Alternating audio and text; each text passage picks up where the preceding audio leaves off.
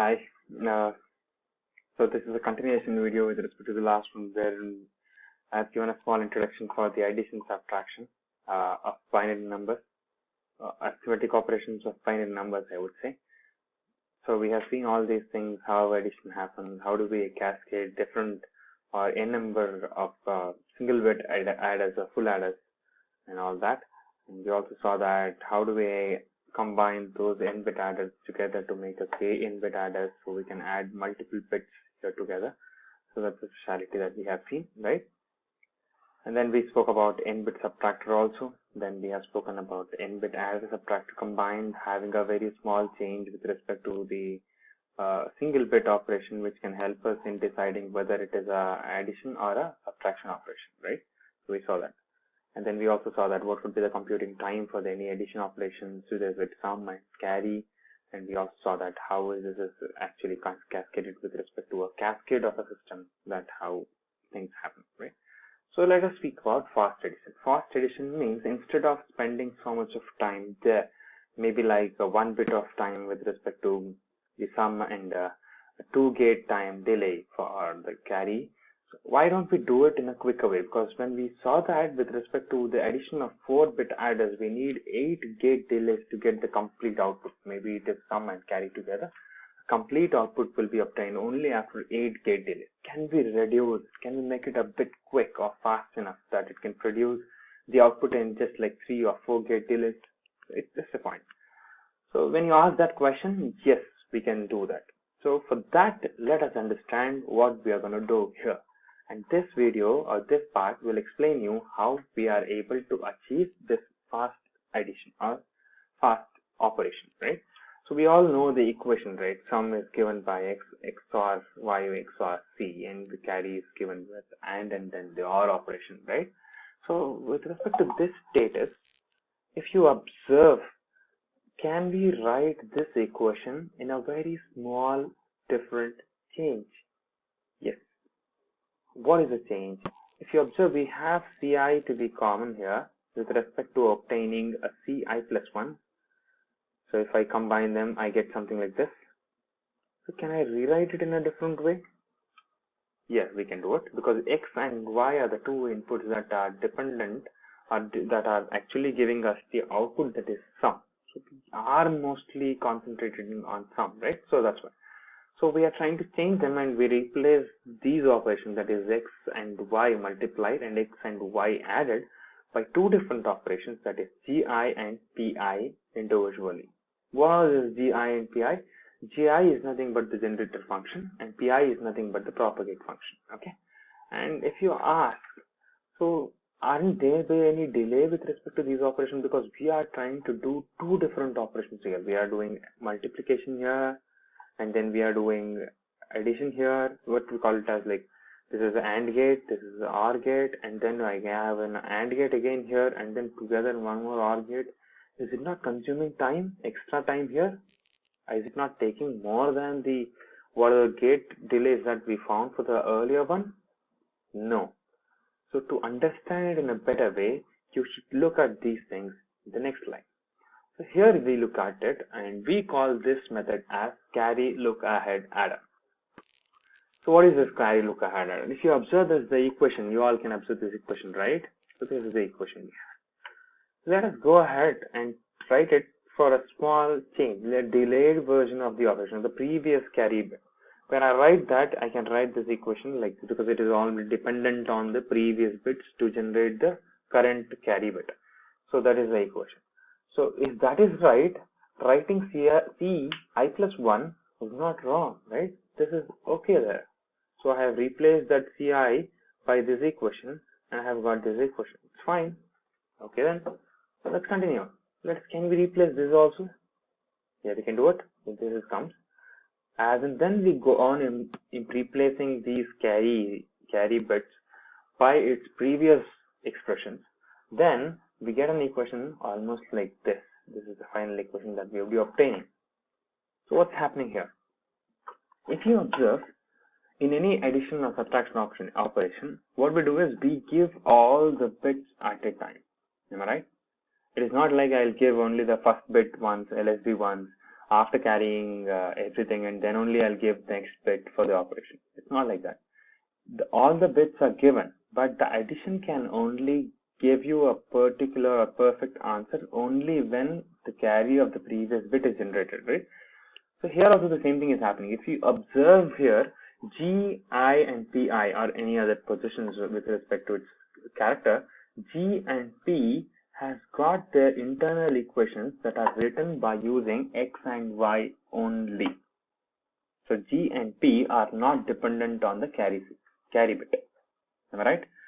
G and P can be calculated the time that you give any number of bits. You give n bits, it will be calculated in at once, because G takes only one gate value, that is nothing but AND gate.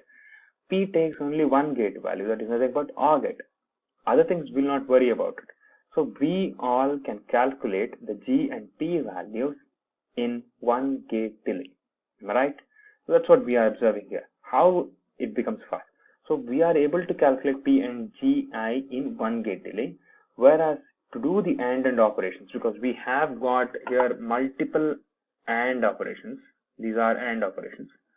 I'll have different AND gates for different operations, so I can do all those AND operations at once, and then all AND operations, putting them all together and adding them can be done in one. So together there is a 3-gate delay. Am I right? So it's a 3-gate delay we have. We also know this is about carry. We also know that calculating sum is not a big deal. It takes 1-gate delay. So we have got 1-gate delay for the calculation of sum, and we have got 3-gate delay for the calculation of carry. Altogether we have 4-gate delays only. You think about it. N-bit addition can be operated in just 4-gate delays, where we observe that only 4-bit addition in the previous video we saw that 4-bit addition requires 8-gate delays if you are doing it in a regular cascade full adder addition process. So that's a different thing, right? This is your carry look ahead adder. So there's a speciality of this design. So let's see how the design looks like. This is your complete design of your carry look ahead adder. So we have one carry input, and we have the carry look ahead logic here, which is actually giving us the inputs, that is nothing but your P out and G out. We are using them together and bringing them to the final equation we saw in the previous slide. And what is this B cell doing? This B cell is actually creating you the G and P. G, you saw that it is a multiplication of X and I. So X and I are multiplied here for G, whereas Pi was the addition operation of X and Y with respect to its conditions. So we have taken that Xi and Y, and we are giving you the Pi. And we also have got that, like we are supposed to calculate the sum also. We are just calculating the sum also. Right? It's very simple. So when it comes to the addition, so we have supposed to look into it, how the gate delays are there with respect to the operation. In theory calculations, we would say that there are only 4-gate delays, but with respect to the practical implementation, there are some different constraints that we are supposed to observe. That is, one of that is of fan-in constraint. The fan-in constraint is nothing but the last AND gate or the OR gate require a fan-in of n+1 bit for any n-bit adder, right? So if suppose we have a 4-bit adder, we need 5 fan-ins. Means I need to give another input, that is 5th input that will be coming out, which I'm supposed to keep in mind, right? That is the fan-in we have. So here, when we try to remove or we overcome this problem, we come up with a different solution that we call it as blocked carry look ahead adder. So what is a blocked carry look ahead adder? So this is a small demonstration of having a blocked carry look ahead adder, where you can observe that each of the carry bits are dependent on a single of its operations. The first carry out is dependent on only the first pair of operations, whereas the second carry out is dependent on first and second both, and the third one is dependent on first, second, third, all three, and the fourth one is dependent on all 3 operations. This is how it is held. So this we call it as blocked. So you observe here, for C4, if you write the equation, this is how we write the equation. In the whole equation, we will replace these equations as all these 3s as different, and remaining the equation whatever we have as a different part. So we have got P out I. I is nothing but the subscript I denote that is a blocked carry look ahead. It is not a simple block carry look ahead. It is a block carry look ahead, and it also identifies the position, identifies the block, right? If I say 0, 0 means the last operation. So this is the last operation we have. So if you observe that, and if I rewrite it for 4 4-bit address, so observe that it is 4 4-bit address. We have got 4 number of 4-bit address. So it totally becomes C16. When I write that, the equation we obtain is of this format.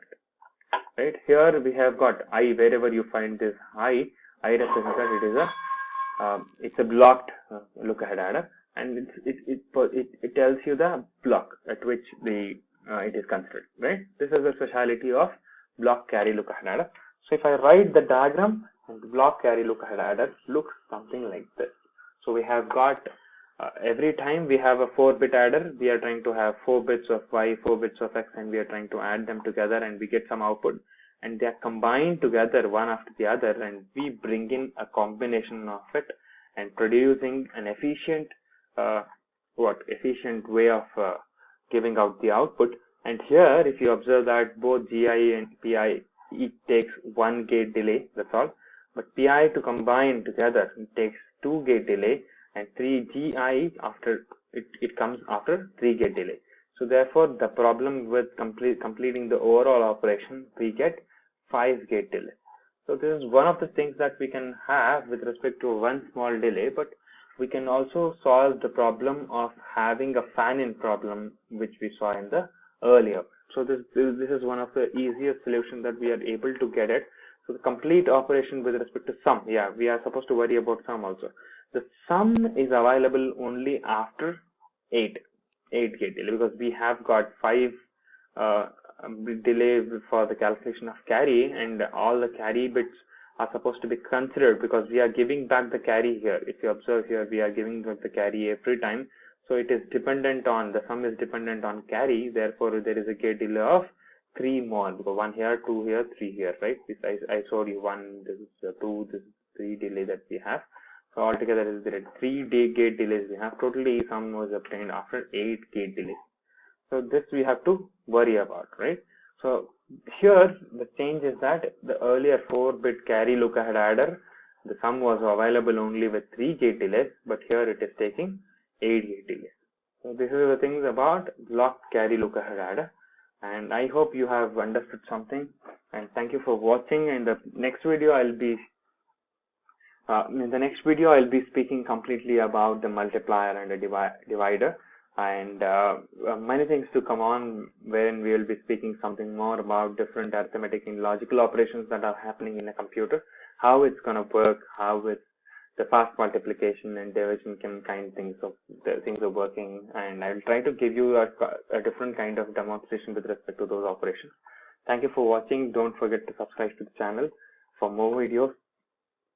Thank you so much.